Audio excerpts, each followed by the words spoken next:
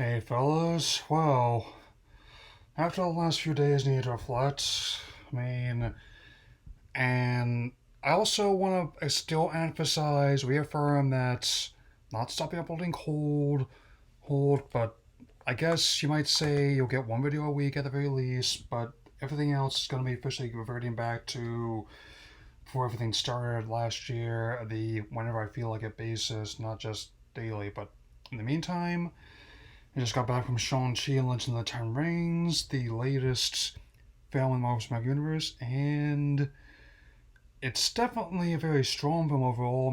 There are some issues with the pacing, I felt. Not with the runtime itself. I think it's fairly in tune with the other standalone movies in this verse, but I think there were points that they could have maybe changed up the order of the scenes or made things maybe a bit tougher to telegraph than I was kind of guessing, but get ahead of myself. So, the film follows titular Shang-Chi, played by Simu Liu, as well as his childhood friend, played by Aquafina.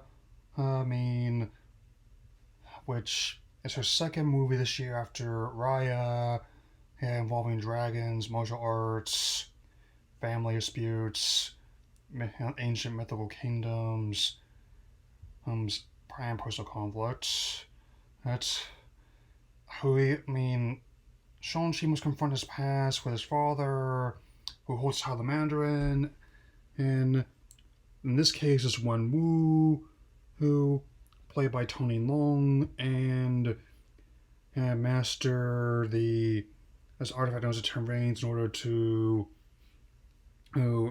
forge his own path and save an ancient kingdom from disaster. So, yeah. This film features a lot of the crew who that actually worked with Wachowskis previously, such as costume designer Kim Barrett. A lot of the outfits are quite showy, as well as like the cinematographer William Pope, because he's not Bill anymore. He's the same person that shot the original Matrix and Spider-Man 2, and Scott Pilgrim most of the World in a few, so he definitely understands how to make like exciting action flow on screen and make it as coherent. I definitely agree with Brad that buzz fight they were using advertising a lot is actually really unbelievable. Especially on a big screen like that. That's so. And also like the other subsequent fights, hey mate, in McCall. Not just like in the cage, but also in the scaffolding. So let me just say that I'm gonna keep this relatively spoiler as I can, but those scenes are gonna play out much differently than one might expect. A lot of things do. They kind of subvert my expectations. Ah, ah. That said, again, without spoiling anything, I was able to telegraph some of the plot points. But they still managed to make it unique within the context of the official universe. And once again, I openly admit I have not read the comic at all. But I gather that this the movie vastly differs from it, and not just for the obvious reasons. But as I stated before, I've been doing my best to take each of these movies on their own merit. I mean, I still submit that not every single adaptation has to be exactly like its source material. A lot of adaptations I've seen just the last couple of years or so have been really enjoyable for how much they can take the material in different directions, and then I'm expecting, and even more so, to stand on their own. Like, my concern is that they can do something interesting with the characters, the story, and the visuals.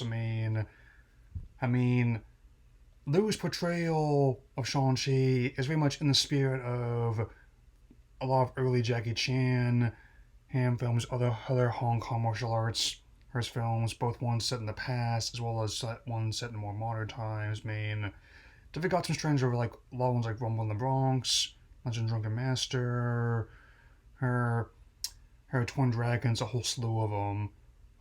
There's raised in those kind of movies. Come on.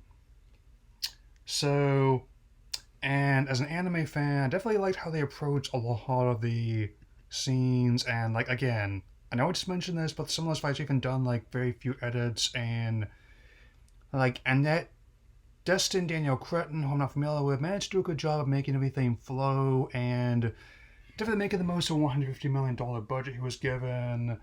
And they started production right before everything happened last year, but they were able to finish it, and it was just been reshuffled the schedule a few times until now, and thankfully he it's gonna give much like previous ones another shot in the arm, figuratively speaking, of course. Or I mean, since the next major competition for that brand and genre is not going to be emerging until for a while, with Venom, Let There Be Carnage, and this does at least bode well. I mean, like, I know that some of the ones I'm going to be talking about just got delayed again, and I'll address that in my trailer time. So, I definitely liked how people have responded to my Cruella reviews, so I am going to move forward with my spoiler review of Black Widow, as well as for this movie once the they both are accessible to everyone on Disney Plus. Like in October. So, and it's clear that we're probably going to see more of these characters, like especially if you saw that Stinger, as well as the cameo appearances from Wong from Doctor Strange. Which technically just spoken how it was used in the marketing and stuff still. So it may not be my favorite movie this year, or even my favorite MCU film for that matter, but it's definitely going to be on the list. So I give this like a strong 4.5 stars out of 4, and now, as per usual, my riff on some coming attractions. So let's go in release order, which I emphasize is subject to change given the circumstances. Is No Time to Die, its most recent release date being in October 8th of this year. They claim that they're not going to be changing it again, but if they do have to, it is not going to surprise me because it's between everything else going on, as well as this. I mean, not between Delta as well as this potential merger with MGM and Amazon. On I mean, I'm not actively following the latter scenario, but I'm keeping an eye on it. I mean, I still think it looks good. I mean, I'm definitely looking forward to seeing like Rami Malek as the villain, having just come off quite a few award wins. Still haven't seen Mr. Robot yet, but I heard it's very good. Good, and I also note that again, using Tracy from Army Secret Service as an example, I don't mind them giving the Bond Girl agency in this movie. I mean, hey, the moment I saw her dual wielding in weapons and gunfighters Bond, I said I could get behind this. And I don't know who the next one's going to be. There are a lot of actors I'm open to, who, but it's given how Craig grew on me over time, especially once I got to see the movie. The I'll be interested to see how this plays out. I mean, apparently they were able to finally make the premiere in the UK, and early reception is relatively positive there. Though the release in Australia and New Zealand just got bumped again, and so I'm still interested in seeing the movie, and I still want to do a Bondathon on after the Pixar Marathon, ideally. But given how I just had what I just had with my brother, I'm still gonna need some time to work that out. I mean, so I'm getting heavier there. Back on the Marvel banner, and there we have the Eternals coming November the 5th. I mean, because apparently with that one, didn't really mention it, but its stability on the release schedule did somewhat depend on Shang-Chi's opening.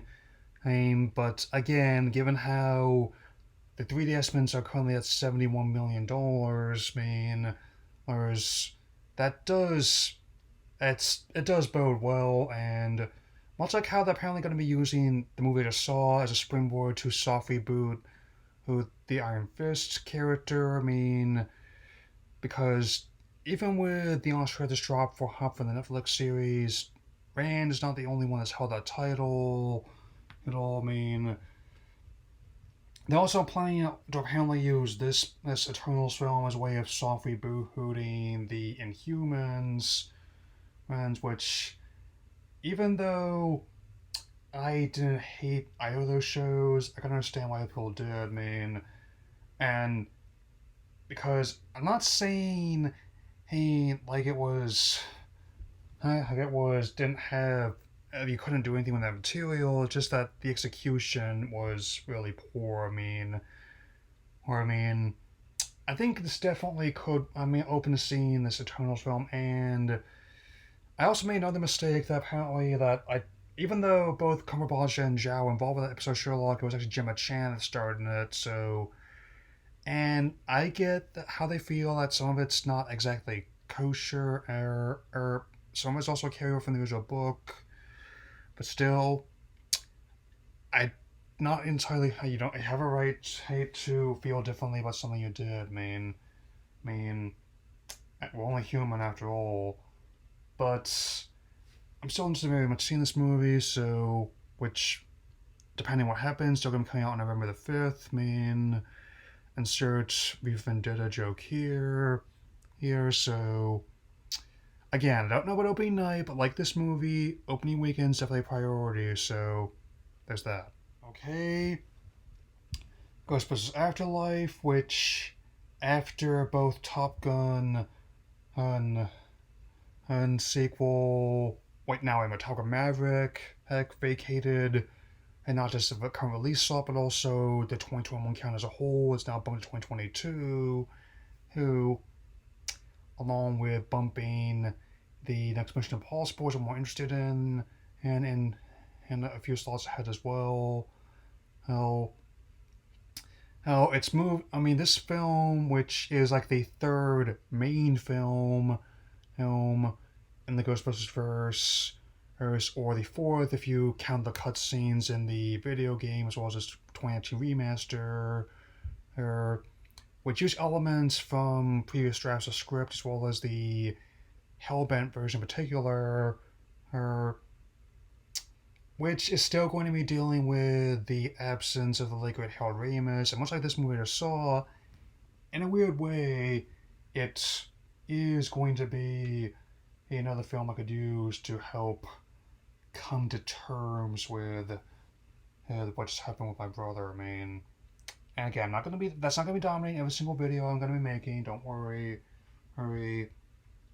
I will definitely be having a video that I've been wanting to do for a while, and also working on reconfiguring into a dedication to him as well.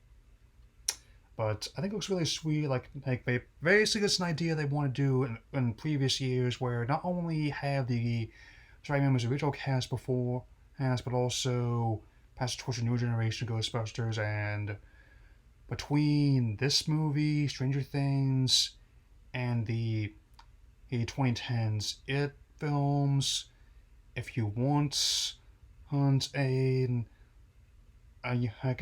young man hand for your movie, you call you call Finn Wolfhard. I guess it's being quite simple, man.